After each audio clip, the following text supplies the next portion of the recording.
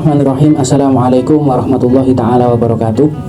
Alhamdulillah wassalatu wassalamu ala rasulillah Sayyidina Muhammad ibn Abdillah wa ala alihi wa sahbihi wa mawalah wa la hawla wa la quwata illa billah. Amma ba'du. Alhamdulillah, puja dan puji syukur kehadirat Allah subhanahu wa ta'ala, yang mana Allah masih memberikan kita kesempatan untuk disampaikan di dalam bulan yang mulia ini ya, dengan keadaan sehat walafiat, bahkan dengan keadaan apapun, khususnya kita masih disampaikan dalam keadaan iman dan Islam kepada Allah subhanahu wa ta'ala. Sholawat dan salam senantiasa kita haturkan kepada junjungan Nabi kita Muhammad sallallahu alaihi wasallam, yang mana semua yang diajarkan di dalam syariat Islam tidaklah itu semua juga yang melalui syariat lesan baginda Nabi Muhammad sallallahu alaihi wasallam. Syariat puasa yang insya Allah kita jalankan hari ini juga ini semua diajarkan oleh baginda Muhammad sallallahu alaihi wasallam, yang mana alhamdulillah di dalam bulan Ramadan yang mulia ini hendaklah kita ini benar-benar menjaga waktu kita, memanfaatkan waktu kita dengan sebaik-baik mungkin ya, sehingga kita benar-benar tergolong orang-orang yang melaksanakan ibadah puasa dan diterima ibadah puasa kita di hadapan Allah subhanahu wa ta'ala. Banyak sebagaimana yang disabdakan oleh Rasulullah sallallahu alaihi wasallam, seseorang yang melaksanakan ibadah puasa akan tetapi ibadah puasanya tidak mendapatkan pahala sama sekali dari ibadah tersebut, sebagaimana yang disabdakan oleh Rasulullah sallallahu alaihi wasallam, kam min shaimin laisa lahu min siyamihi ilal ju' wal 'atas. Ya, berapa banyak orang yang puasa, dia ini tidak mendapatkan dari puasanya kecuali hanya haus dan dahaga. Ya, tidaklah itu semua adalah kerugian yang sangat besar ketika kita melaksanakan ibadah puasa, akan tetapi kita hanya mendapatkan rasa haus dan rasa lapar yang kita dapatkan. Pahala yang kita harap-harapkan dari Allah subhanahu wa ta'ala malah tidak kita dapatkan sama sekali. Inilah pentingnya kita menjaga waktu di dalam bulan Ramadan ini dari hal-hal yang bisa menjadikan ibadah puasa kita ini tidak mendapatkan pahala sama sekali. Mungkin dengan kita melaksanakan atau melakukan hal-hal yang bisa ya, menghilangkan pahala ibadah puasa kita. Kita tidak memenuhi waktu kita dengan ibadah kepada Allah subhanahu wa ta'ala, akhirnya terbelokkan kepada sesuatu yang mungkin bisa jadi sampai tidak diridhoi oleh Allah subhanahu wa ta'ala. Mungkin terjatuh di dalam sesuatu yang dikatakan itu adalah ghibah, atau mungkin dikatakan itu adalah kizib, berbohong, ya ghibah, ya menggunjing, yang ngerasani, sehingga itu bisa menghilangkan ibadah puasa kita. Atau bahkan kita mengisi waktu kita dengan melihat hal-hal yang tidak diperbolehkan di dalam syariat ya, khususnya di sosial media, yang mana sosial media tersebut tidak bisa kita kontrol ya, pasti ada saja sesuatu yang lewat yang mungkin itu bisa menghilangkan pahala puasa kita ketika kita melihat hal tersebut ya. Melihat sesuatu orang yang lawan jenis mungkin yang membuka aurat, atau mungkin bahkan tidak di sosial media saja, ketika kita keluar rumah akhirnya terlihat seseorang yang mungkin di situ membuka aurat. Lah ini adalah ya hal-hal yang mungkin juga bisa menghilangkan pahala ibadah kita semua ya. Sehingga ya hal yang harus kita lakukan di dalam bulan puasa ini, memenuhi waktu-waktu kita dengan hal-hal yang positif, khususnya yang mendekatkan diri kita senantiasa kepada Allah subhanahu wa ta'ala ya. Bahkan kita sudah diberi anjuran, sudah diberi arahan di dalam bulan puasa ini, kita harus benar-benar ya mengatur waktu kita ya. Bahkan dari niat puasa kita tidak boleh sampai keluar niat puasa tersebut ya sampai sudah masuk waktu fajar. Ketika sudah masuk waktu fajar, maka dikatakan puasa kita ini tergolong puasa yang tidak sah menurut mazhabnya Imam Asy-Syafi'i rahimahullahu ta'ala. Sehingga kita benar-benar mengatur waktu kita supaya kita ini melaksanakan niat puasa tersebut tidak sampai melebihi waktu fajar. Ini salah satu bentuk aturan yang mana kita harus benar-benar bisa mengatur waktu kita di dalam niat tersebut.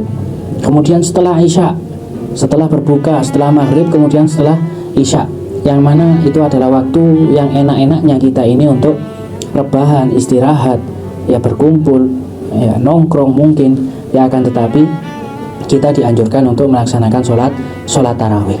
Tidak lain dan tidak bukan, ini semua supaya kita senantiasa memenuhi waktu kita ini hanya dengan ibadah kepada Allah, mendekatkan diri kepada Allah Subhanahu wa Ta'ala, khususnya di bulan Ramadan ini.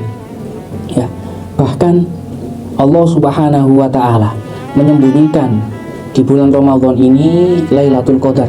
Ya, Lailatul Qadar tidak ditampakkan, tidak diberitahukan oleh Allah, oleh Rasulullah kapan Lailatul Qadar ini turun di bulan Ramadan. Apakah di hari pertama atau hari kedua atau selanjutnya, tidak ada yang tahu. Dan ini adalah hal yang mengharuskan kita untuk mencari, yang mengharuskan kita untuk senantiasa memenuhi waktu kita ini dengan ibadah kepada Allah Subhanahu wa Ta'ala, dengan hal-hal yang baik, hal-hal yang mendekatkan diri kita kepada Allah Subhanahu wa Ta'ala, sehingga ketika kita bertepatan dengan Lailatul Qadar, ya, dan kita senantiasa ternyata melakukan hal-hal yang telah diridhoi oleh Allah Subhanahu wa Ta'ala, maka ya Lailatul Qadar satu malam tersebut seakan-akan lebih baik daripada seribu bulan. Maka apa yang kita lakukan ketika bertepatan dengan Lailatul Qadar itu semua menjadi ya ibadah, kelakuan yang lebih baik, seakan-akan kita melakukannya seribu bulan.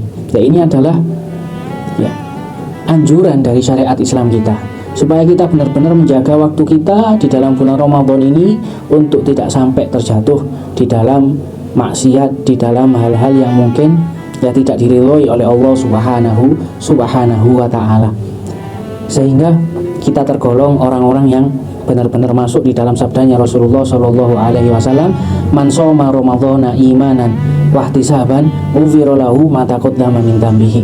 Barang siapa yang berpuasa di bulan Ramadan karena iman kepada Allah Subhanahu wa Ta'ala dan juga karena hanya mengharap ya ikhlas kepada Allah Subhanahu wa Ta'ala, mengharap pahala dari Allah Subhanahu wa Ta'ala, ghufira lahu ma taqaddama min dzambihi. Ya, orang tersebut akan diampuni oleh Allah Subhanahu wa Ta'ala. Semoga kita tergolong orang yang diampuni oleh Allah Subhanahu wa Ta'ala.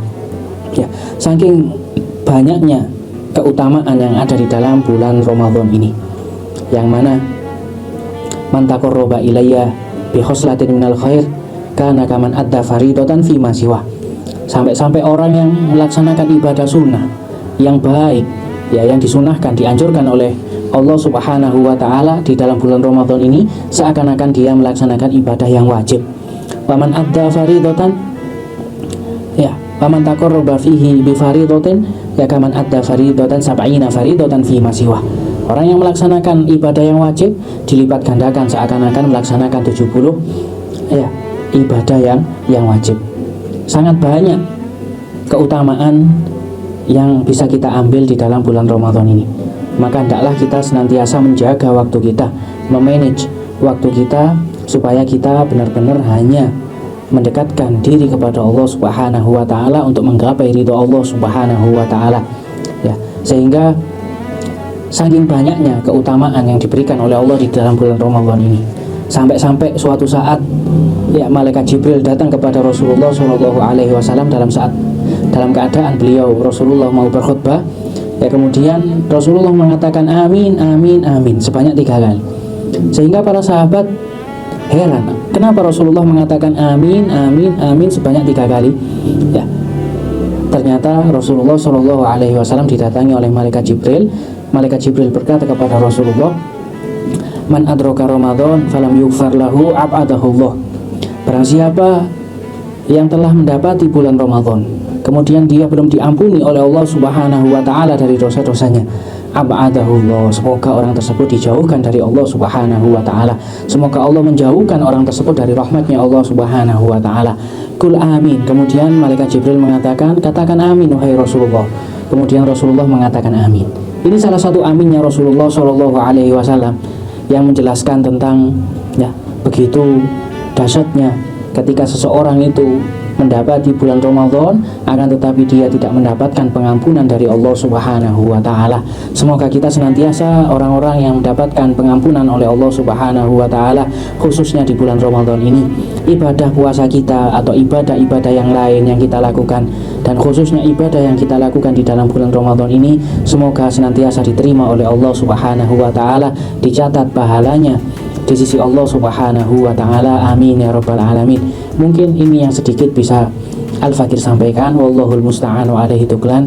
Wassalamualaikum warahmatullahi ta'ala wabarakatuh.